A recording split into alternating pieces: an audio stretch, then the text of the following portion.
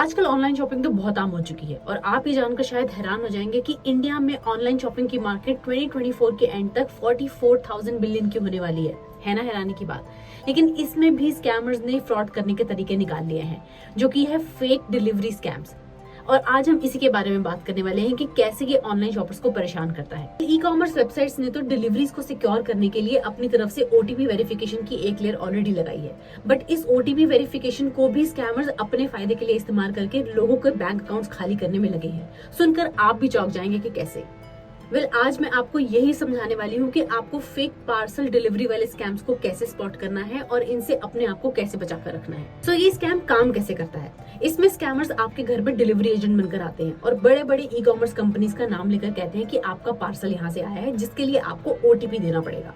अगर आप उसको लेने से मना कर देते हैं तो वो ऐसा नाटक कर सकते हैं कि आपको पार्सल कैंसिल करने के लिए भी ओटीपी लगेगा। दोनों ही केसेस में वो आपसे ओटीपी लेकर ही रहेंगे। ये पार्सल वाली ओटीपी लेकर वो करते क्या है?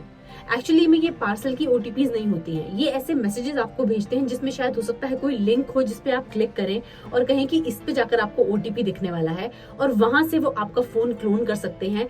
बैकएंड में उसकी हैकिंग हो सकती है और जिसके बाद वो आपके अकाउंट की सारी डिटेल्स लेकर आपका बैंक अकाउंट खाली कर सकते हैं। कभी कभी तो स्कैमर्स आपके पड़ोसियों के पास भी पहुंच जाते हैं और वहां से आपको फोन करवाते हैं कि आपका ओटीपी चाहिए। ऐसे हालत में जब आप बाहर होते हैं, किसी और सिचुएशन में होते हैं, तो आप ज्यादा सोच समझते नहीं है और जैसा वो कहते हैं आप वो कर देते हैं और इससे भी नुकसान हो जाते हैं। और ये स्कैमर्स अक्सर पहले पूरा अपना टाइम लेकर ये देखते हैं कि कहाँ कहाँ पर किस घर में सबसे ज्यादा पार्सल आते हैं और उन्हीं लोगों को ये अपना टारगेट बनाते हैं, जहाँ पे कंफ्यूजन के चलते ही कई बार लोग इनके बातों में आकर ऐसे एसएमएस और लिंक्स पर क्लिक कर दें जिससे वो उनका अकाउंट हैक कर सके। सीधी बात, किसी के साथ भी अपना ओटीपी कभी शेयर मत करिए जिसे आप वेरीफाई नहीं कर पाए।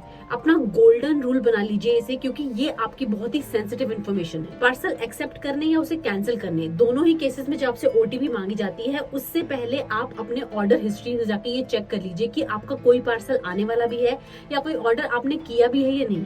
अगर ऐसा कुछ भी नहीं है तो आपको वो पार्सल एक्सेप्ट या रिजेक्ट करने के लिए कोई भी प्रेशराइज नहीं कर सकता। और हाँ, बजाय कि ओटीपी उस अननोन इंसान को देने से, आप पहले अपने ई कॉमर्स कंपनी से कस्टमर केयर पे बात करके ये सारी सिचुएशन को बताइए और उनसे पूछिए कि ऐसा कुछ है या इसके लिए आपको ओटीपी देना चाहिए या नहीं देना चाहिए, और उसके बाद ही कोई एक्शन लीजिए। इसी कारण से आप गलती से ओटीपी शेयर कर चुके हैं या किसी फैमिली मेंबर ने आपके बिहाफ पे वो ओटीपी शेयर कर दिया है, तो उस केस में आप तुरंत ही अपने बैंक को इसकी इन्फॉर्मेशन दीजिए, ई कॉमर्स कंपनी को भी इसकी कंप्लेंट करिए, और जहां तक हो सके पैसे के नुकसान के केस में आप साइबर क्राइम सेल पर भी इसकी रिपोर्ट जरूर करवाइए, या फिर उनके हेल्पलाइन नंबर 1930 पर डायल करके भी तुरंत कंप्लेंट करवाइए, क्योंकि 24 आवर्स के अंदर अंदर कंप्लेंट करवाने पर आपको सही रेजोल्यूशन सही टाइम पर मिल सकता है। अगर आप थोड़ा अलर्ट रहेंगे और इस तरह की इन्फॉर्मेशन से अपडेटेड रहेंगे और इन्हें याद रखेंगे, तो आप किसी भी तरह के ऐसे स्कैम से बच सकते हैं। अगर आपके साथ भी ऐसा फेक पार्सल का इंसिडेंट ऑलरेडी हो चुका है तो आप उसे भी मेरे साथ कमेंट में जरूर शेयर करिए और इसकी अवेयरनेस बढ़ाने में हमारी मदद करिए। और आप जानते हैं कि इस पार्सल स्कैम के अलावा एक और तरह का भी कुरियर स्कैम है जो कि बहुत ही ज्यादा खतरनाक है।